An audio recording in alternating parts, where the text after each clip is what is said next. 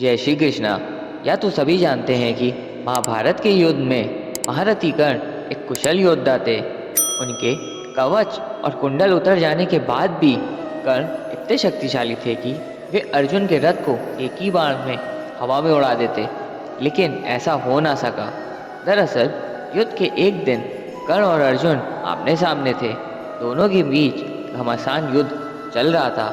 ऐसे में जब अर्जुन का तीर लगने पर कर्ण का रथ 25 से 30 हाथ पीछे खिसक जाता और कर्ण के तीर से अर्जुन का रथ सिर्फ 2 से 3 हाथ ही खिसकता था। लेकिन फिर भी भगवान कृष्ण कर्ण की प्रशंसा करते नहीं थकते थे।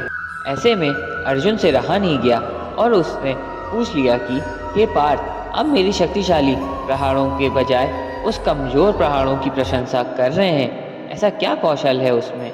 तब भगवान कृष्ण मुस्कुराए और बोले, अर्जुन, तुम्हारे रथ की रक्षा के लिए ध्वज पर स्वयं हनुमान जी, पहियों पर शेषनाग और सारथी के रूप में मैं स्वयं नारायण विराजमान हूँ।